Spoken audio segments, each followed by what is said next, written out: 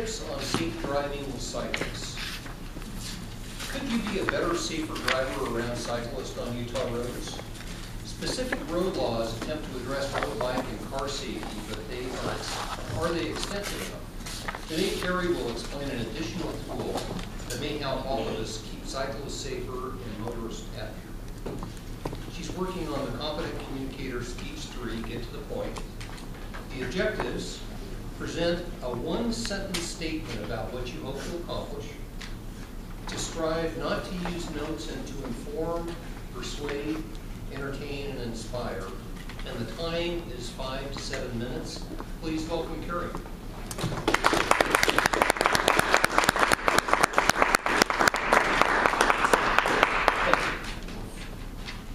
Thank you, Master Toastmaster. Welcome, everyone. A little less than 2 years ago, I moved from Park City's Old Town to the flat pasture lands of the Camas Valley. And leaving the beautiful hiking and biking trails of the mountains in Park City was a little hard for me. I could walk out my front door and be on a trail in a minute. But what it did was lead me to a great new sport called road bike riding, which has become my new favorite summertime activity. And as with all sports, road bike riding has its inherent risks, and number one of them is cars.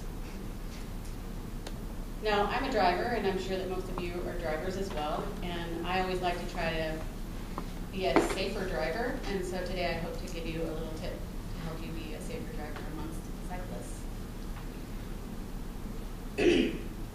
Last year, the Utah Department of Transportation says that 9 cyclists were killed in auto collisions on Utah roads.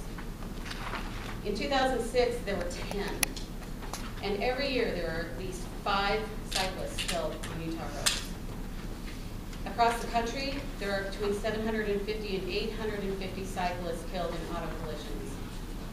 And if you want to count just the auto cyclist collisions in general, there are between 40 and 50,000 every year. It's a lot. Last year, I was riding with a girlfriend down in the Camas Valley on a pretty narrow, fairly untraveled road called Democrat Alley. We hadn't seen a car the whole time we were riding on the road, so we decided to ride side by side so that we could talk while we were pumping and pedaling into this heavy headwind. So as we were chatting along, we never heard the car that came up behind us. And as the road widened a little bit, this little green Subaru Forester came up beside us carrying this cute little old couple, and it slowed down.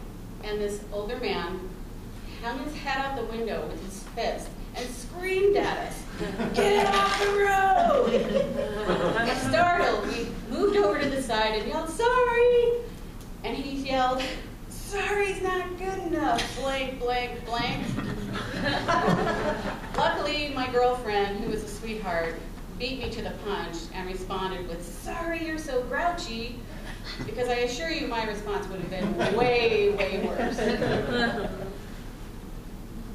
Now, it wasn't a close call, but it does bring up an interesting concept, letting the bikers know you're there.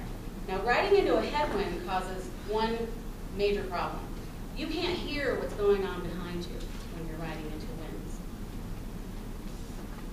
winds. Now, there are laws that say that you cannot pass a moving bicycle within 3 feet. And while motorists and cyclists have equal responsibilities on the roads, all cyclists in all states are deemed to be drivers of vehicles and share the same rights on the roads as motorists. So, how do we fix this? Well, here's another story. For our 20th wedding anniversary, my husband Jack treated us to a 7-day, fully guided bike tour through Tuscany, Italy. So before our first day, our guides told us about the rules of the road. One of them was to ride one behind the other as much as possible, and and to basically follow all the same traffic laws as a car, which are the same traffic laws as they are in the United States. There was one drastically different thing that the drivers in Italy do from the United States, and that is that when they come up behind bikers, they'll pump their horn a couple of times with a beep beep to let you know that they're coming and that they need to pass you. Now this was really, really handy, especially after having the standard Italian lunch, which consists of 2 glasses of Brunello and a couple of bruschetta and a little Parmesan cheese. Hearing that beep beep while we were riding let us know that a driver was coming, that they needed to pass, and it made us pay more attention to ourselves, the road, the car, and everything. And it let us know that the driver was paying attention too. It was really nice. Now there is another law that says that distracting distracting a cyclist for the intent of injury is not legal. But giving a friend a little honk honk is perfectly legal. So if you come up behind a cyclist, say from about 30 yards, and you give a little honk honk beep beep to let them know that you're coming, that's a perfect distance. It's also legal to cross over a double yellow line if it's safe to pass a cyclist in that instance. Now there's a Salt Lake City-born, Utah native, world-class professional cyclist named Dave Zabriskie. He wore the yellow jersey in the 2005 Tour de France, and he won one of the stages of the Tour of Utah a couple of years ago. He spent a lot of time riding on Utah roads and knows a lot about cycling. He was also, in 2003, in a near-fatal bike accident in Mill Creek Canyon with an SUV. And after surviving and recovering from that incident, he started a campaign called yieldtolife.org. It's a website that provides a lot of information on safe bike riding and driving. And one of those items that he talks about is that beep beep for drivers. There are other websites like Share the Road and Utah's roadrespect.utah.gov that talk about road safety, but they don't really talk about that beep beep tool, which is so handy. Now, when I hear my neighbors out in the Camas Valley complain about the road bike riders, which they say that they dislike.